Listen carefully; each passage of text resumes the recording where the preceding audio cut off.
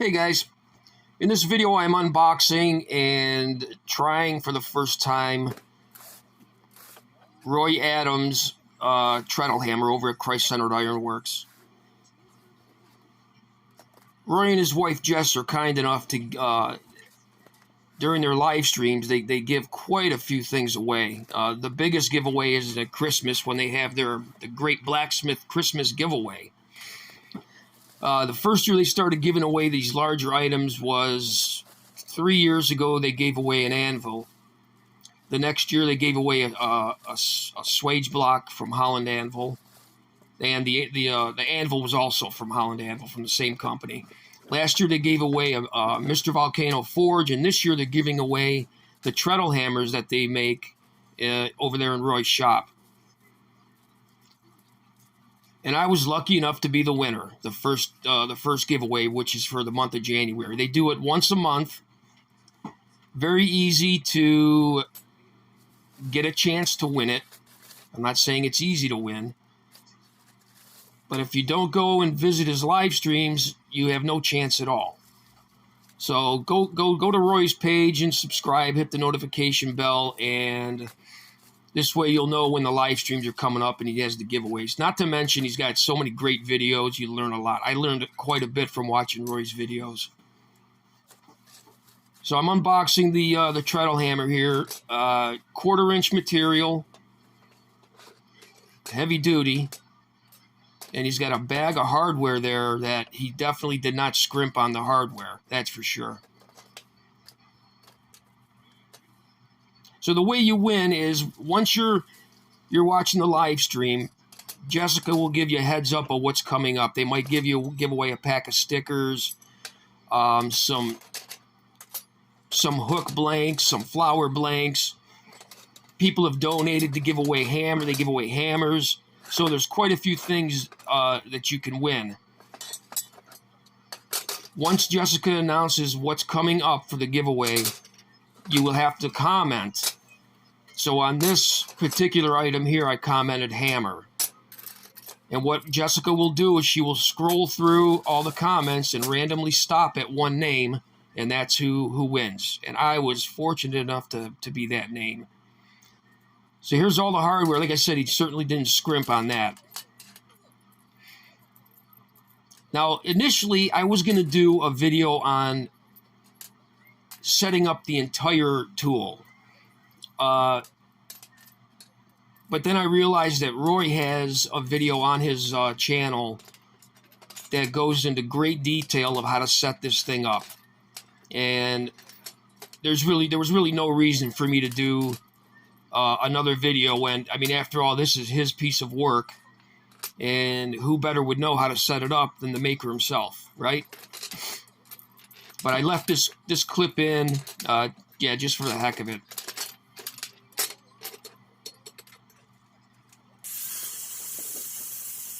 So the size hammer you can use, I got in touch with Jessica after I won it and just was curious to know what Roy recommends. And he has in his shop, he has a 12-pound, I believe.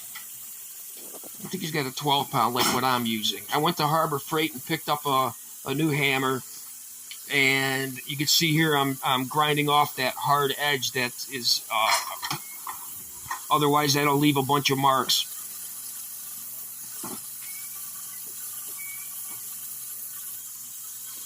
Now, I think you can go with a heavier hammer, but then you would have to do some adjustment with the springs. You might have to double up on the springs, which it comes with one spring. So if you want to go with a 16 or a 20-pounder, you're going to have to adjust the tension, no doubt.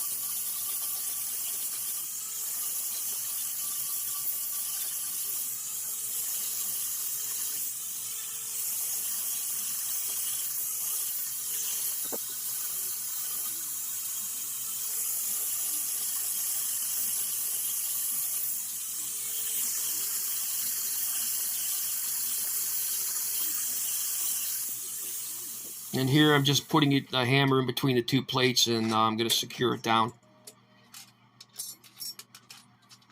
I didn't tighten them down all the way until I did some tweaking, and then I realized, like I said in that that the hammer was hitting crooked, and again, that was because of the handle, not because of the tool.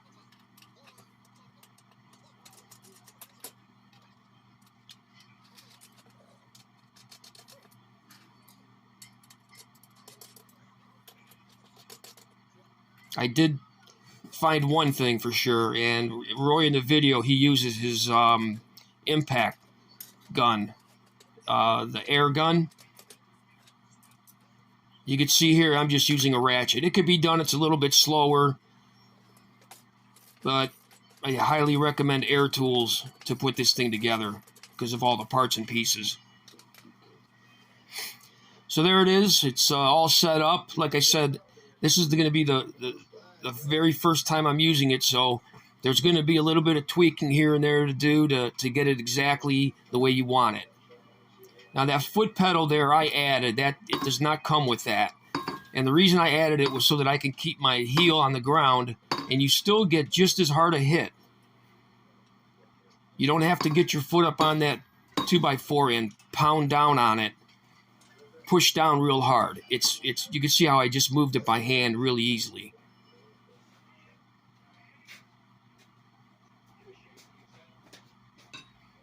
Now I've got some 1/2-inch round bar here. I'm just going to mess around. Now, this is the very first time I'm using it.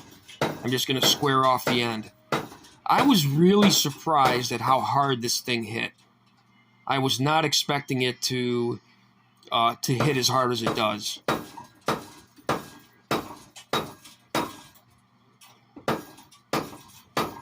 You can see my stand, how it's wobbling around quite a bit.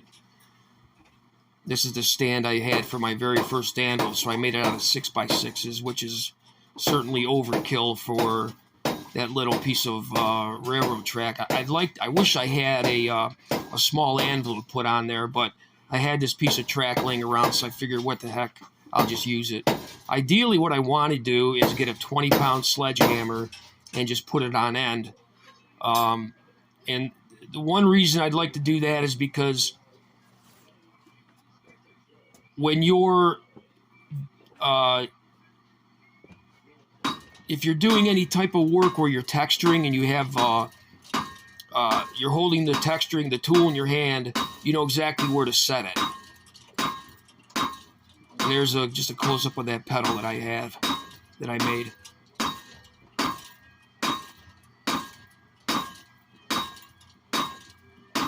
Very, very little pressure it takes to push that hammer down.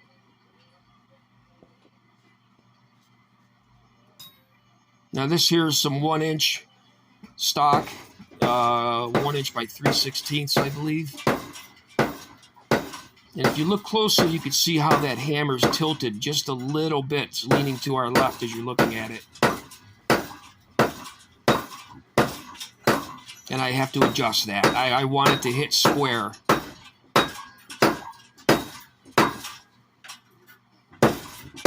Now having it angled like that would be ideal for tapering. Again, whatever you're going to use it for. If you want to use this thing for doing all of your tapering, then yeah, leave it on a little bit of an angle. And again, all I have to do is loosen up the bolts that are securing the hammer in between the two plates, and straighten the hammer out, and then retighten them.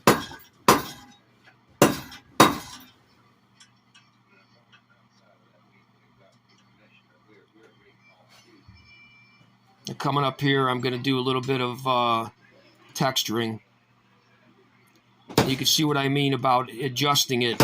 If you want to come up a little bit higher, get that hammer up higher so that see, I missed there. Now, that's what I was talking about, having a smaller anvil to use. But anyways, overall, I'll tell you what, I love this tool. I think it's a great tool to have in your shop. I'm definitely going to use mine mainly for texturing because it's such a joy to have both hands free. You have a piece and you got to put it between your legs, hold the tool, hold the hammer. The first whack, 9 times out of 10, the piece goes flying. You got to start all over. This way you have both hands free. Everything is secure. And it just makes the texturing process that much easier. So that's about it, guys. get over to Roy, subscribe, and try to win yourself one of these, or go purchase one. Blacksmithblanks.com, I believe it is. But thanks for watching. I appreciate it. And I'll catch you guys next time.